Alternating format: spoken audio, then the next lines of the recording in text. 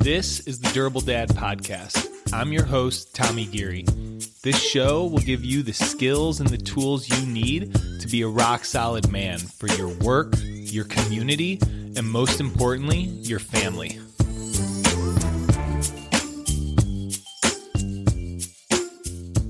All right, what's up, guys? Episode number 4. Today, we are going to talk about how one function of the brain, called confirmation bias, impacts our relationships. Relationships are a huge part of our life.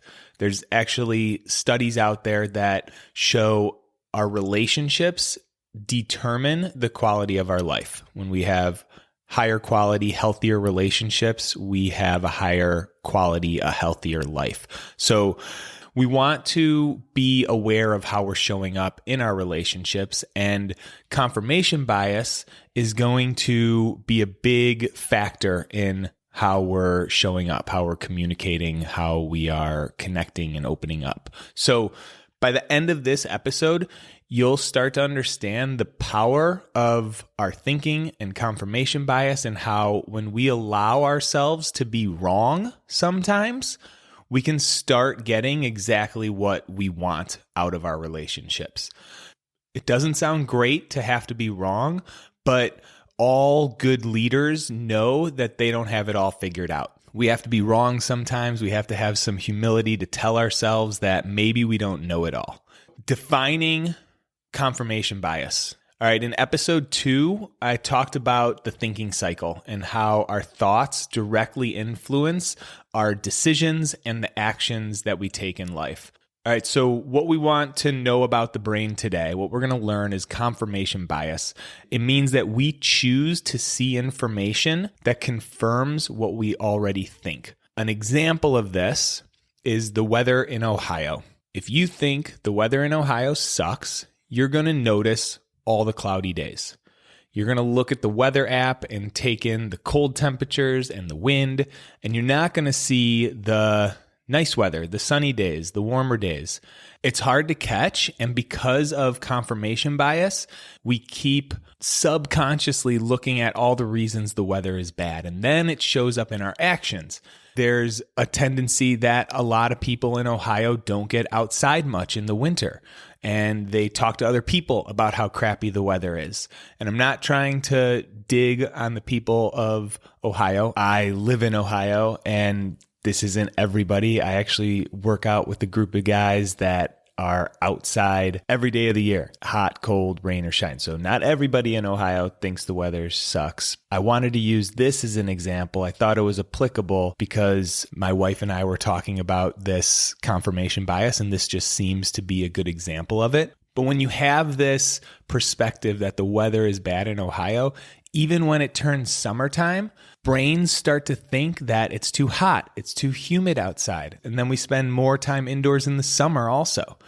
And the point of this story is to see how our confirmation bias builds up and it creates what we just end up calling our life or our reality. And we don't see that it's our thinking that's creating that reality. And the opposite is kind of the perspective that my wife and I take. There's no such thing as bad weather, just bad gear. And we lived in Colorado for 15 years. We live in Ohio now. And when we moved here, it's really important for us to be outside as much as possible. So we deliberately had this mindset that there's no bad weather, just bad gear. And that allows us to see the sunnier days. When it's 30 degrees out and sunny, we can still say it's beautiful. It's not cold. We just put on the right gear and we get outside. And I'm not trying to brag here. It's just something in my life that I've noticed. My experience of the weather in Ohio is a lot different because I have a different mindset. It's the same weather. It's a certain temperature. It's a certain amount of wind, a certain amount of precipitation. And my reality is that the weather's pretty decent here. And we get outside a lot more than someone that has the mindset of the weather sucks and they stay inside a lot more. Same weather, nothing different about the weather. It's the mindset that we create, and confirmation bias sets in and creates a different experience. This shows up with our money, with our health habits. And for today, we're going to focus on relationships. And the first one we're going to dive into is at home with our wives. So if you notice that there's some type of conflict in your marriage, let's say you're always talking about who's doing more of the heavy lifting around the house, the chores, kid responsibilities, cooking, cleaning, whatever it is.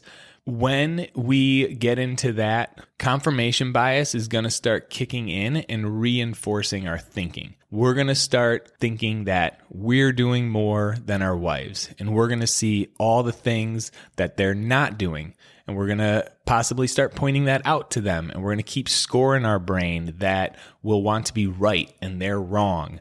And this confirmation bias of I'm doing more than my wife impacts our relationship. And nobody wants to have bad relationship with their wives, but we get stuck in these thinking cycles because of our confirmation bias. We don't want to have a negative opinion of our wives. But when we're not aware of confirmation bias, it can get real sneaky and start to build up in our heads. And we start to think that, oh, we have a bad marriage. Oh, we don't communicate well. And that's just not true. The power is that we can change that. And I'm going to give you an exercise later to start to change our thinking. We have to just start asking ourselves, what do we want our opinion to be? At work, very similar. Like we assume the worst about an employee. Like pick one employee throughout your career. You've probably had this thought that they're not the right fit for the team. They don't have what it takes. And then when they make a mistake or they miss a deadline, confirmation bias is only going to see that as a mistake and that they don't have what it takes. They don't have the skills to perform.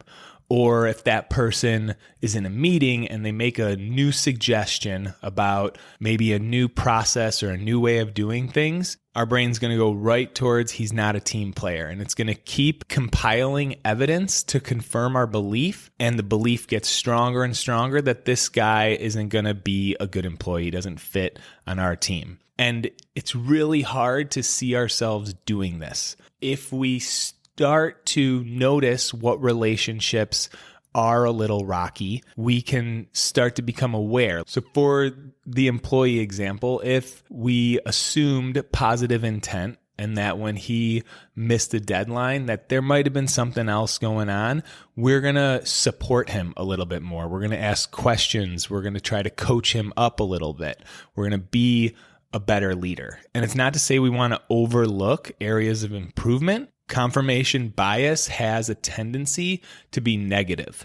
By default, we're already looking for areas of improvement, and we have to be intentional about giving some credit, looking at someone's potential, celebrating wins, championing them, supporting them, encouraging them.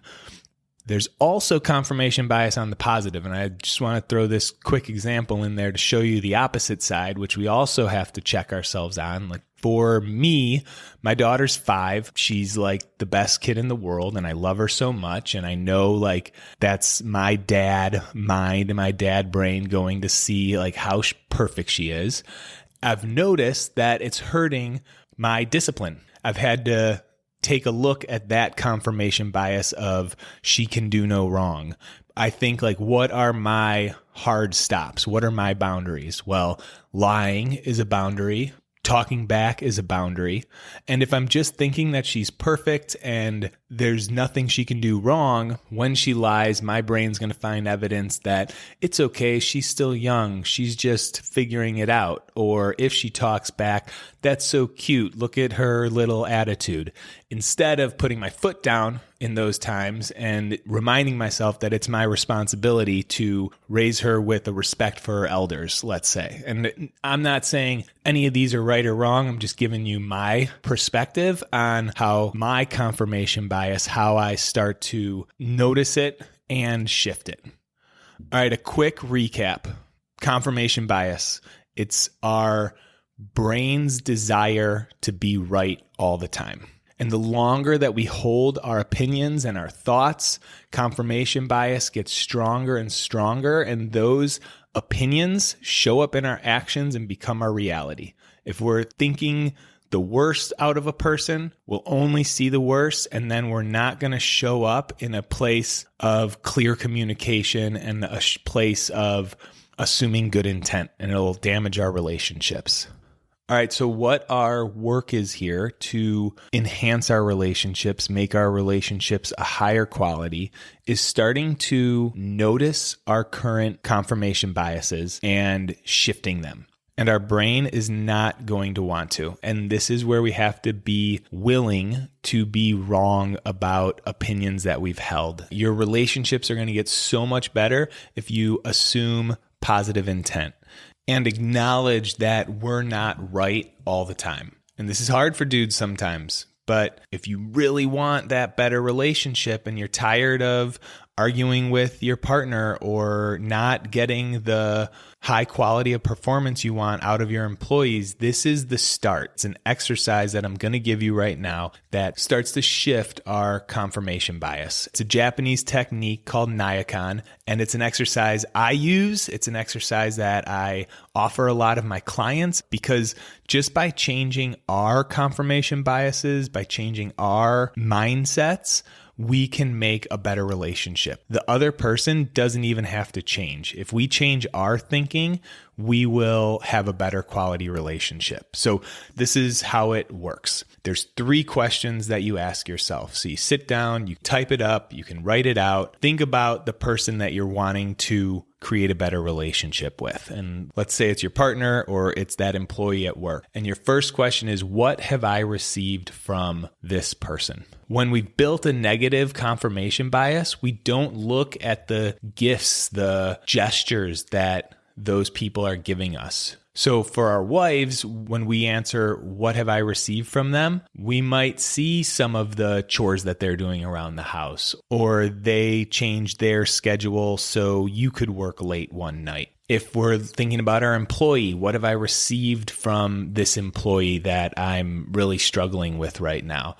They gave some really awesome feedback on a report. Even if we just point out they show up on time, they're where they're supposed to be when they're supposed to be. That's a shift in your mindset. And it's going to be a little difficult at first, but the point is to just start shifting our bias. All right, question number 2 is, what have I given to this person? This is going to be an interesting one to answer. If this relationship is on the rocks and you've had a lot of negative confirmation bias, you might have a hard time coming up with things that you've given to this other person. And if you don't answer anything, that's totally okay. That just makes your brain more aware that like, oh, there's something I can do. Examples of what you could be giving are making good gestures like cooking dinner or running an errand, or you planned a fun date night, or the effort that you're putting in to be off your phone and present. What have you given to this other person? At the office, maybe there's opportunity to give some positive feedback or explain more clearly what you need. Maybe you give your employee time off one afternoon. Hey, take off early. Whatever it is, what are you giving to the other person? And then the third question is, what trouble and difficulties have I created for this person? How have you given them a hard time? And these seem like you'd be able to figure that out easily if the relationship's not going well, but the brain is still going to look for the reasons it's their fault and the reasons that they're wrong. So for our wives, let's say that we get into an argument, a disagreement, and we decide to shut down, walk away, not repair. That causes her difficulty because now she's worrying and having to ruminate on what was going on, and the fight is kind of lingering, and she stays stressed about that or worried about that. At work, what troubles and difficulties have I caused an employee? Maybe you cause them to stress out by giving them short deadlines. These 3 questions are going to bring awareness to your current confirmation biases, and just by answering them and considering them are going to start shifting to the person that you're focused on. It's going to start shifting your confirmation bias to whatever person you pick to go through this exercise with. So try it out. Recapping, confirmation bias is our brain's desire to be right all the time. If we're thinking one way, we're just going to find evidence in the world, act in the world to continue thinking the same way. And the longer we hold these opinions, the stronger they get, and they become our reality, what we just call life, unless we're ready to challenge them and be willing to be wrong and be willing to assume good intent from people. To start doing this work, try this exercise. Ask yourself the 3 questions. What have I received from X person? What have I given to X person? And what troubles and difficulties have I caused them? That's what I got for you guys today. If you want to connect more on relationships and dive into a relationship that you're struggling with, hit me up. You can message me on Instagram at Tommy G Coaching. Find me on LinkedIn, Tommy Geary, or you can head over to my website and reach out that way, TommyGCoaching.com. Have an awesome day.